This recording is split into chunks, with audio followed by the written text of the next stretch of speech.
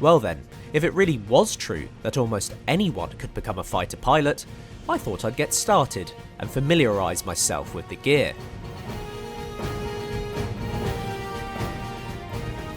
The clothing and equipment wasn't just designed for the rigours of battle, it was pretty stylish too.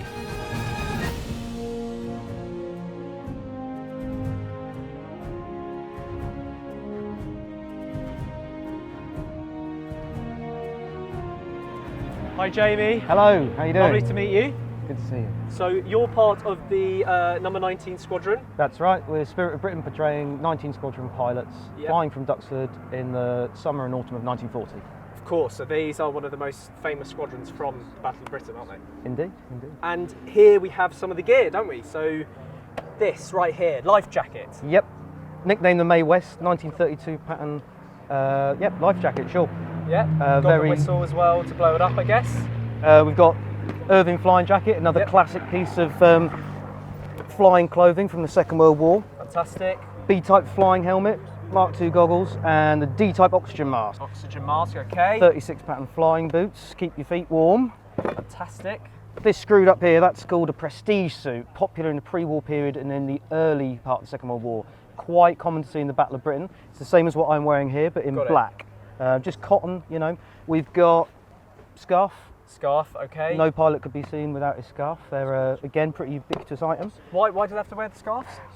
Well, I think it was more of a style thing sometimes. Some Some people say it's to do with the neck and looking around. But, you know, the guys had style. Yep. You know, they were proud of who they were and they dressed the part. I can imagine. And here, this is a life jacket, but you said... Another life jacket, but this one has been doped.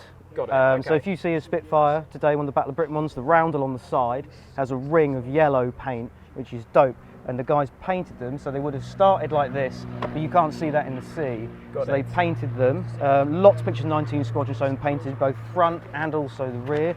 Got the dye marker pack, this you pull, and it lets dye out into the sea to again try and mark your location so you can be picked up by air sea rescue. We've got another B flying helmet, same as one we've looked at. Lots more things to show you, but how about you get into some clothes and we'll try it on for size and see how you feel. Let's do it. Start with the Irving, and we'll have a flying suit under that, pair of 36 boots. Let's go with the dope Mae West, because that's the real one. There we go. And we'll stick a flying helmet up there, and you would be lost without your scarf. Scarf. Let's get you changed.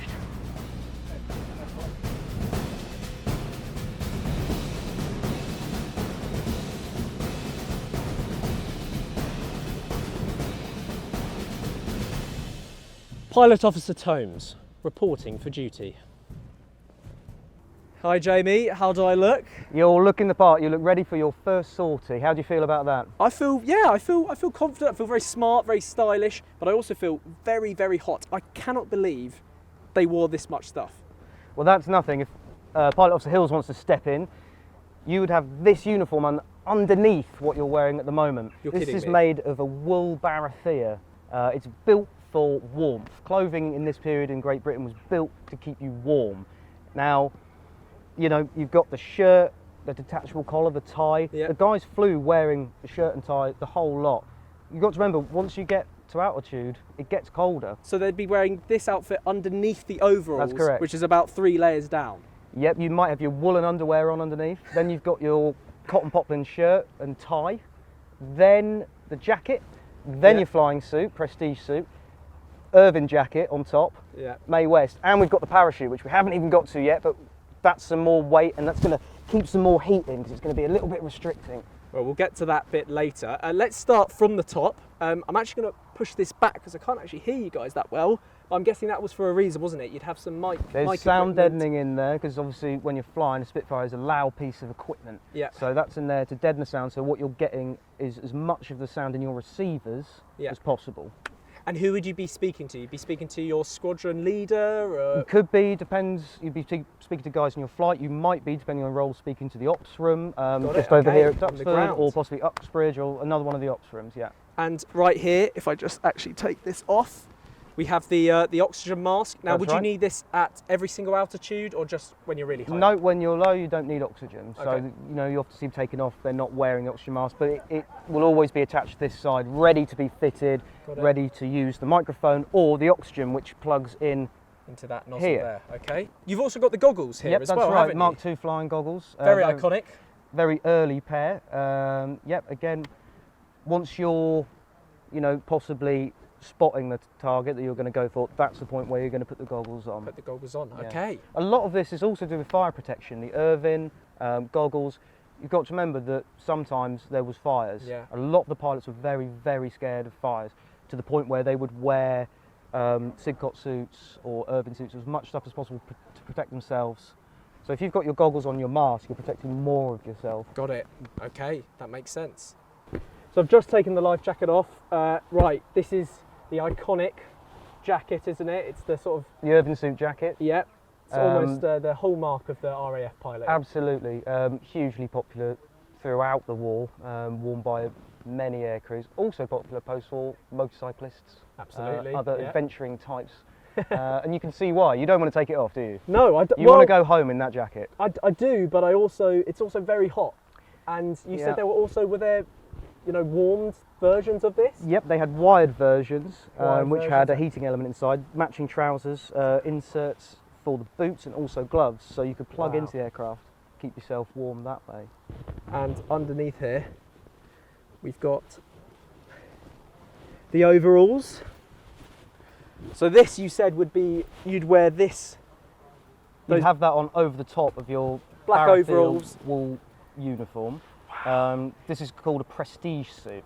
They were popular with motorists as well in the Yep. 1930s. If you look at pictures of racing car drivers, a lot of them wear the white one that I've got on. The black became more popular in the early war period, particularly there's one famous pilot called Dizzy Allen, and he had a black suit, and he said he bought a black suit because he thought it was more in keeping with the mood of the time in 1940. got it, okay. They went out of, I'd say, fashion, but you don't see them much after the Battle of Britain, as more clothing and equipment became available. And last but not least, the boots. 1936 pattern flying boots. Again, very warm. Just, it's the fur, it's so thick. Yep. Is there anything else that I'm forgetting? Parachute. Parachute, yes. On top of everything else. Can we try this on then? Is this... You certainly can. Would you like to try it on over everything, or how about just the Mae West for the Let's- sake of this? Yeah, I think so. Let's get your life jacket back I on. don't think I can bear 9 or 10 layers. So this is the seat type parachute, sometimes referred to as the pilot's parachute, Yes. made by Irvine. This would have been worn by Spitfire pilots, Hurricane pilots, anyone who's flying, anyone who's a pilot essentially. So you see you've got this is called the quick release box.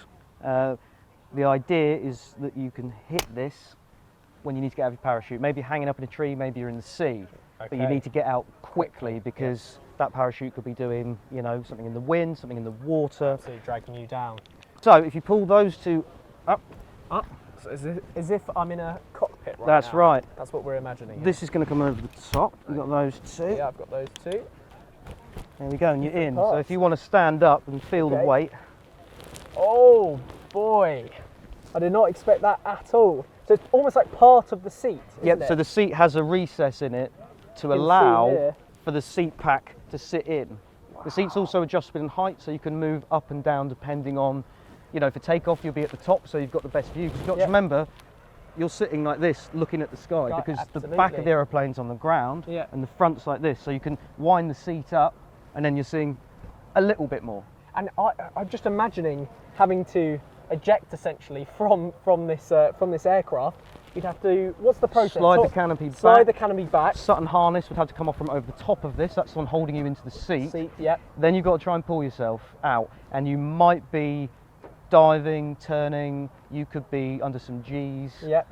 You could almost be pushed into the aircraft, and you're going to have to physically pull yourself, out, outwards. Yeah. and then you've got to get usually over the side and onto the wing gonna say, and so it's pulled off It's in the out slipstream. onto the side with this dragging behind. That's right. It's just, yeah. It doesn't even And bear the thinking point you then about. pull this, you're hoping whoever's packed it has done a good job. Yeah. Because if it's not packed right, that's not going to open, and you're No. brown bread.